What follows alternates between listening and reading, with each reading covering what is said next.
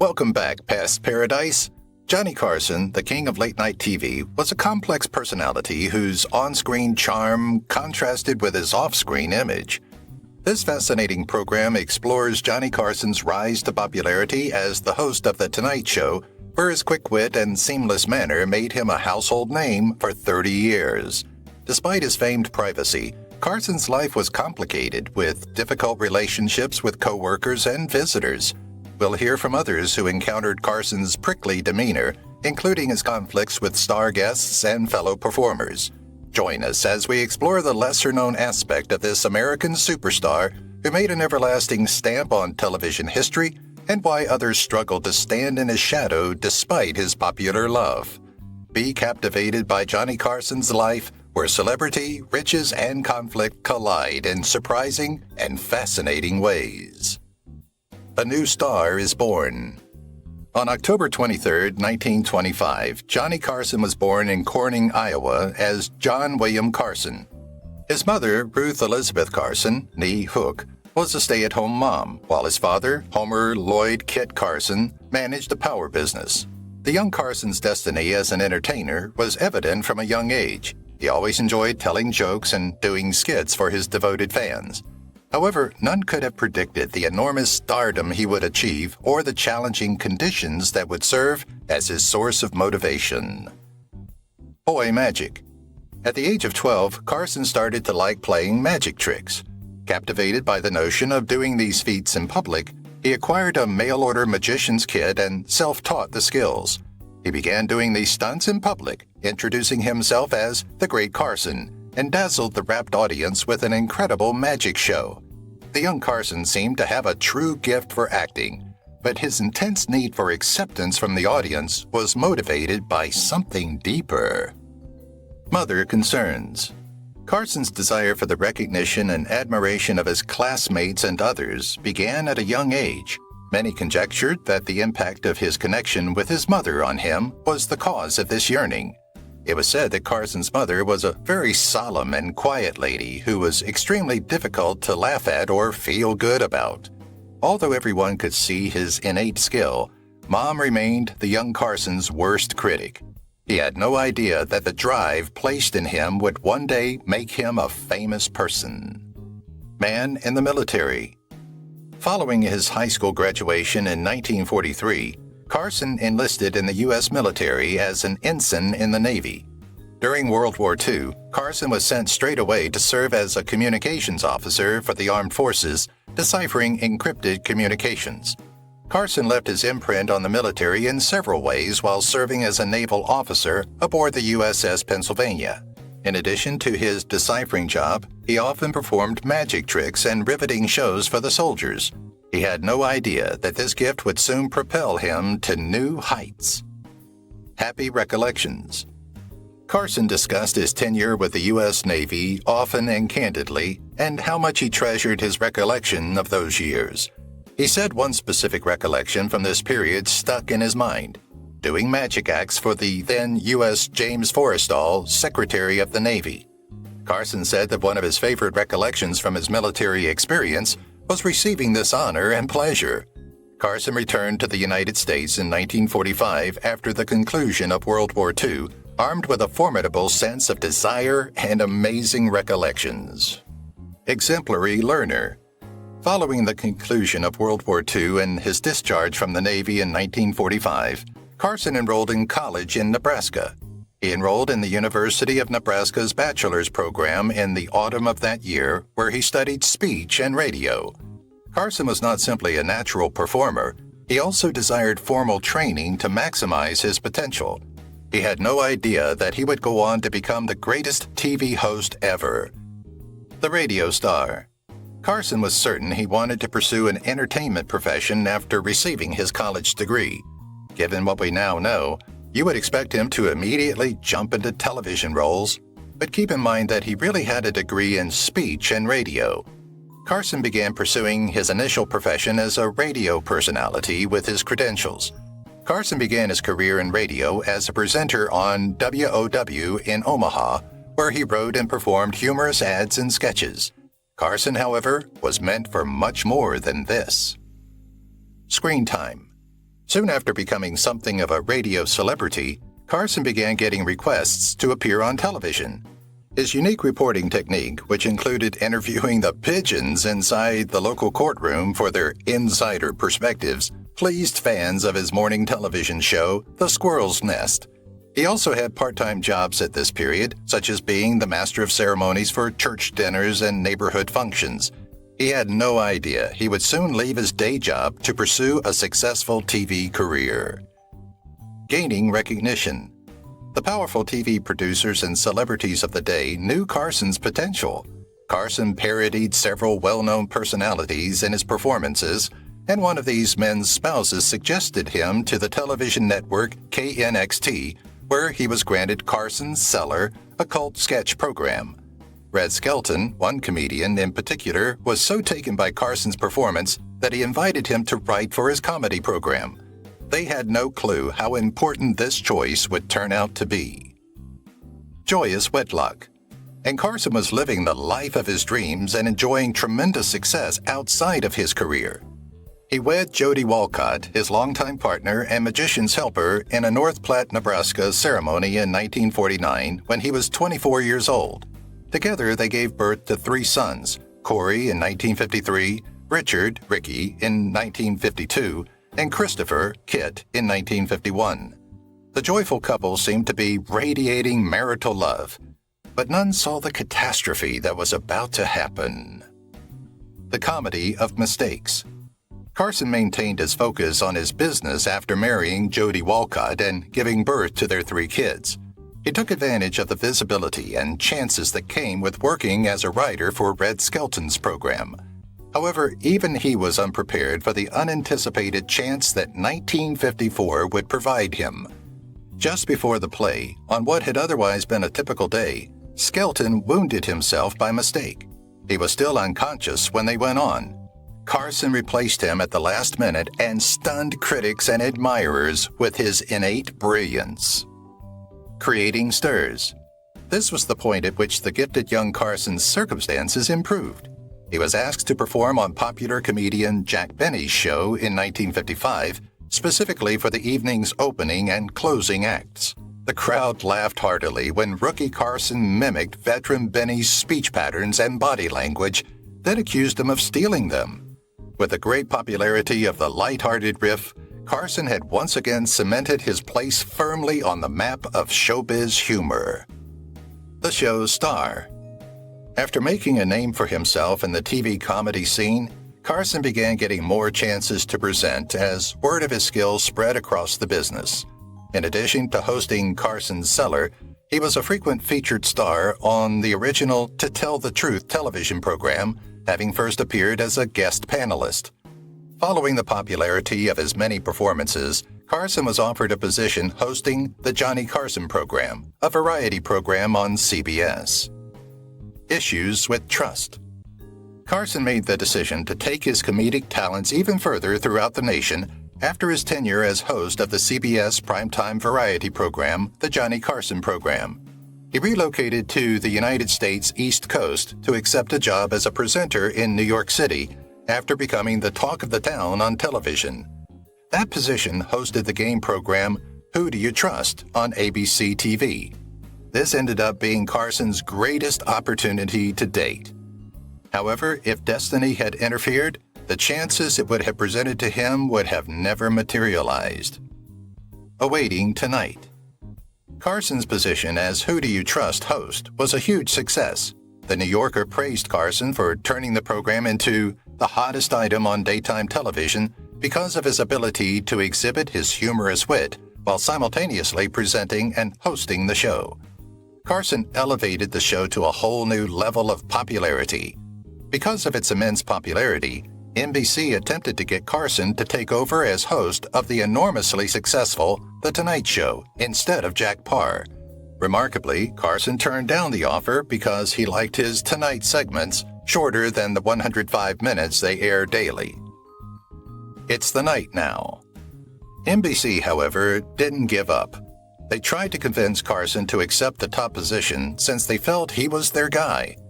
Carson eventually gave in to persuasion and signed up for the part in February 1962.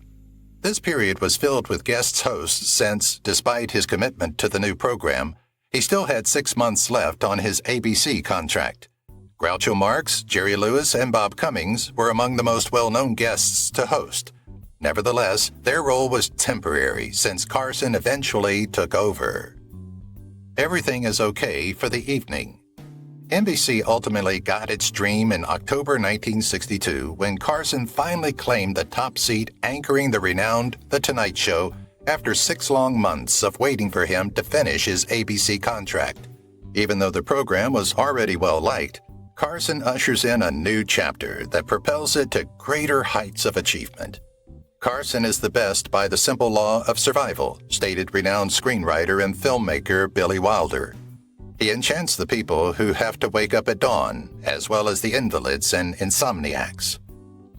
Man of the people. It was accurate to say that Carson had special skills for his new position. People from all walks of life tuned in to experience his unique style of interviewing, which included a warm and approachable demeanor mixed with a witty and sometimes caustic wit. In addition, celebrities relished the chance to speak with Carson for interviews, not only because it was a very popular program, but also because it was a lot of fun. After settling into his new capacity and emerging as a national treasure, Carson stayed in the role for considerably longer than anticipated. Not welcome visitor. It's hardly shocking that Carson may have had a few least favorite guests, given the number of individuals on his program over the years. But many will likely be shocked to learn who his least favorite visitor is. That visitor turned out to be renowned comedian Bob Hope, who has made more appearances on the program than any other celebrity in its history. Hope and Carson didn't get along because they approached comedy with different senses of humor. Furthermore, Carson was concealing other hidden issues from his followers in addition to this dispute. Soaring to new heights. In addition to tempting millions of viewers to stay up late watching his amazing program, Carson's fame also made more and more celebrities eager to share the stage with him. In addition to being the go-to program for the most well-known musicians or Hollywood stars, The Tonight Show swiftly became everyone's go-to source for a fast update on celebrity news. Character performer. In addition to his humorous methods of disarming and interviewing celebrities, Carson developed a few of his characters and sketches for the program to play between the breaks. For instance, as Karnak the Magnificent, he would often dress in a vibrant cloak and turban and demonstrate his psychic abilities by responding to pointless and cryptic question cards before they were posed. His amusing antics were a hit with the audience, and this new dimension helped the program gain even more popularity. Behind the scenes, however, Carson's home life was not looking so well. It's finished.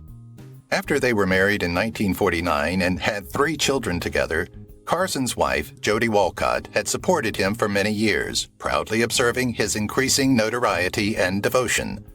But the stress of his fame was too much for any relationship to handle, and soon enough, whispers began to circulate that the happy couple was no longer experiencing married bliss. As predicted, after 14 years of marriage, the couple announced their separation in 1963.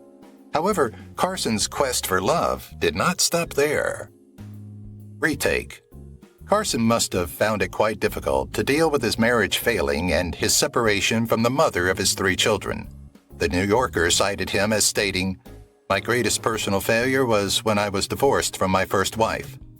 However, it didn't stop him from looking for love when he did. Coincidentally, he found it in the same year. Actress and model Joanne Copeland was Carson's second wife, which he married later in 1963. Breaking up. Regretfully, Carson's second marriage ultimately failed to last. Despite giving the impression of being the picture of marital joy, the couple had a difficult divorce and drawn-out court cases by 1972. Eventually, they agreed and parted ways. Did Carson give up on love and lose hope after 2 divorces? Not did he. In the year that he and Copeland divorced, he shocked his followers with surprising news. There are 3 of them. Though Carson had just recently separated from Joanne Copeland, He surprised friends and admirers with an unexpected revelation in September 1972. Amidst receiving accolades from NBC at a commemorative function marking his 10 years as The Tonight Show host, Carson took the stage and delivered an unexpected speech. He revealed to the astonished audience that same afternoon he had tied the knot for the third time, this time with model and actress Joanna Holland. And that wasn't the first time Carson's remarks startled everyone to no end. Humor from the toilet. In addition to his immense effect on his friends and family, Carson had grown to be a very influential person in entertainment and pop culture, something even he was unaware of. Without even recognizing it, one specific instance in 1973 demonstrated how influential Carson's remarks had become. On The Tonight Show, the host made light of the seeming lack of toilet paper in the United States. Unaware that he had unleashed a nationwide panic, toilet paper vanished from shop shelves nationwide as people desperately tried to stockpile the supply. Style expert. And that wasn't the only way that Carson, in the 1960s and 1970s, rose to prominence in American society. In addition to his clever interviewing methods and amusing sketches, he was highly regarded for his dress choices. He was essentially a style idol for the typical American male then. Because of how well-liked his look grew, he and Hart Schaffner and Marx even launched Johnny Carson Apparel, his clothing brand. Sadly, Carson's approach did not win over one important individual in his life. Split up. Regretfully, Carson was having problems in his personal life again, even if his career and notoriety had reached new heights. Carson and his wife, Joanna Holland, announced their divorce after almost 10 years of marriage.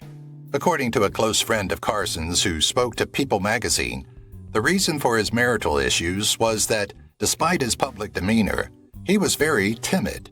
Millions of people can hear him out, but not one-on-one. I've never met a more lonely guy than he is. Joanna attempted to breach the wall, but he could not let her in. He is just unable to. By myself only. Carson was suddenly thrust into an extraordinary circumstance. After being married almost consecutively since he was 24, he was eventually discovered to be unmarried at the age of 59, for the first time in 35 years. As a self-described hopeless romantic and TV celebrity, this must have been fairly intimidating for him. However, there are moments when spending time alone is precisely what you need to grow and prepare for a solid and real love relationship. He had no idea that dream would arrive so soon. Fortune teller number 4. Carson grew as a person and became strong and emotionally independent after an extraordinary 4 years of being single. This gave him the best foundation to look for a marriage and love that would last a lifetime. As it turned out, he wed Alexis Moss in June 1987, a gorgeous woman around 28 years younger. The marriage between Carson and Moss would be the one to last despite their different ages, despite all of the ups and downs that were to follow. Outstanding honor. Carson was ecstatic by everything. In addition to having millions in the bank, a devoted following, and a long and prosperous TV career, he also just got married to a new bride. What could make Carson's life even more happy right now? The prize was a spot in the Television Academy Hall of Fame and another sought-after award. In 1987, Carson was added to this esteemed list, solidifying his status as a television great. Although Carson's life seemed ideal, a momentous event that would upend everything was about to occur. Misfortune occurs. When Johnny Carson's beloved son Richard died in a horrific vehicle accident in 1991, his life was completely upended. As an avid photographer, Richard was said to have been shooting images of the scenery from California's Highway 1 when his vehicle lost control and crashed over a sheer cliff. Speaking during his son's burial, Carson described the loss of his son as probably the most difficult moment of my life. After his passing, Carson also honored his son on his first Tonight Show appearance, showcasing some of his stunning pictures to the touching crowd. Treasure of the Nation. Because of the tragedy, Carson's remarks touched the crowd in attendance and the supporters back home.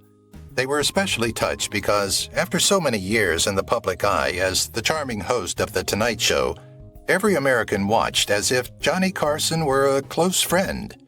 Over his incredible 3 decades as the show's presenter, Carson won 6 Emmy Awards, a Peabody Award, and the Presidential Medal of Freedom. But the moment to step aside had finally arrived. A period's end. After leading the cherished The Tonight Show for such a long and illustrious career, Carson said in 1992 that he was leaving the entertainment industry. Carson's farewell appearance on the show occurred over many evenings in May and was his last performance on the program. During the hour of Carson's last program, even his rival networks honored him by staying black for 60 minutes because they didn't want to go up against him in his last hours. A stunning 50 million people watched his last appearance, making it a fitting send-off for a true TV icon. Finally, honored. During Carson's tenure, the very successful Tonight Show had 13 Emmy Award nominations, but it never took home the trophy, an unfortunate turn of events given its popularity. The cherished program at last took home its first Emmy for Outstanding Late Night Series after Carson's incredible and record-breaking farewell performances, which included his last appearances by Robin Williams and Bette Midler. What a lovely way to end the career of this cherished broadcaster. Visiting star. During his farewell performance on The Tonight Show program, Carson hinted that he would soon return to television on a new program, but he was quiet about his future intentions. After hanging up his hosting hat, Carson undoubtedly left the limelight, albeit he sometimes appeared in other very popular TV series. He called into a special edition of The Late Show with David Letterman and appeared in an episode of The Simpsons in 1993.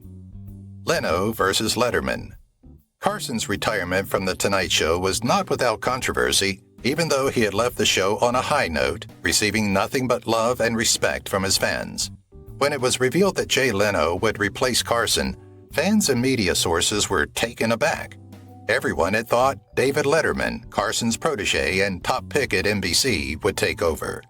Although unable to continue his mentor's legacy in his position, Letterman and his mentor remained close friends and confidants. Best friends. For the remainder of Carson's life, Carson and Letterman maintained a strong professional relationship and were a source of inspiration. In a 2005 article, the New York Times revealed that Carson remained in contact with Letterman and sometimes sent him joke ideas for his program. Naturally, Letterman would use them, both to amuse his longtime buddy and to kindly and quietly honor him. The New York Times had no clue how sad this story would be in only a few days when they published it. Leaving a legend behind. Johnny Carson, 80, died quietly in his sleep in January 2005, only a few days after the New York Times published their story. Celebrities, particularly David Letterman, the iconic host and comedian's protege, showered honors on him. According to Letterman, any American talk show presenter aspires to be like Carson's recognizable manner. We're all doing Johnny's tonight because you think, well, if I do Johnny's Tonight Show, maybe I'll be a little like Johnny, he said. But it sadly doesn't work that way. If you're not Johnny, you're wasting your time. Junkie press. Even now, TV hosts and viewers are motivated by Johnny Carson's renowned on-screen persona and innate magnetism. Carson was renowned for not giving the media undue access to his private life, even though he was well known across the globe and seemed at ease in front of the camera. The celebrity came up with a list of standard responses to interviews, which he gave to the media so they could choose the responses to their queries. The replies ranged from more conventional ones like, "Yes, I did," and "Not a bit of truth in that rumor," to more unusual ones like, "Toads and tarantulas." Living endowment. Carson tried to avoid being in the spotlight, but it didn't stop him from becoming one of the most beloved characters on American television, and he is still regarded as such more than 20 years after his passing. Carson's impact is evident in today's many TV personalities and comedic influences, as several TV presenters and well-known comedians list him as one of their primary inspirations and influencers. Almost every major celebrity in show business today acknowledges that Carson has impacted their life. Gentle tone. One famous person who continues to extol the virtues of the late great Johnny Carson is singer, songwriter, and composer Paul Anka. Anka wrote the music for The Tonight Show's now famous theme song and is responsible for some of the show's lasting impact.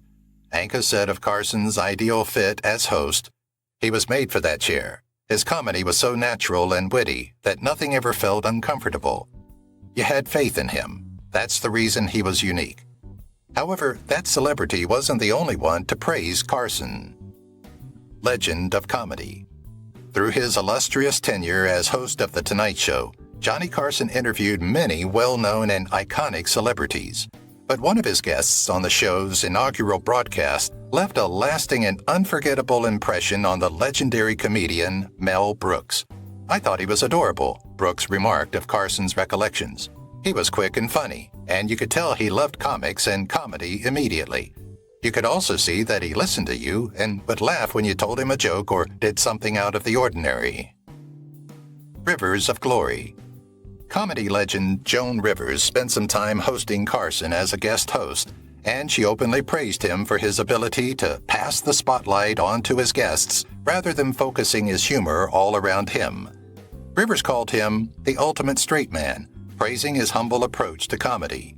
Carson had fans not only among the American public who watched him every night at the helm of the legendary TV show, but even among his fellow celebrities and megastars of comedy. Upcoming generation. Presenter Conan O'Brien called Carson the coolest guy in the room in the documentary about his life, despite his ability to simultaneously project an aura of innocence and naivete. As we know, Carson inspired many future TV stars and presenters, especially the now giants of American television, Jay Leno and David Letterman, who were rumored to be at odds with each other over the coveted role of his successor. Behind the scenes. The crew behind the scenes has also paid tribute to Carson's presence and the legacy he inspires in millions of people even today. Paul Block, one of the producers behind the legendary The Tonight Show, said of Carson, "Johnny is to comedy what Walter Cronkite was to news." Carson made an impression on everyone he worked with, across all capacities, and it wasn't just his on-screen co-stars and protégés who were greatly inspired by his natural talent and charming persona. Massive memoirs. Throughout his remarkable career as a television host, Johnny Carson inspired many well-known people in the entertainment industry to share their fond memories of him, but none more so than Henry Bushkin, who served as Carson's lawyer and fixer before penning a candid biography about him. In his memoir, Bushkin stated, "The truth is that he was an incredibly complex man, one gracious, funny, and generous, and curt, aloof, and hard-hearted in the next." An actual legend. Despite the ups and downs in his personal life and his secret battle with shyness behind the scenes, Johnny Carson is unquestionably one of the greatest personalities in American television history. His unmatched ability to interview guests and make them feel at home, combined with his sharp and distinct wit, made him a hit with viewers and critics. Carson became a national treasure, loved by everyone who knew him on and off screen. Carson's devotion to his career and pursuit of true love inspires us all. If you've watched the video till here, that means you've enjoyed the video. Subscribe. Don't forget to turn on the notifications bell icon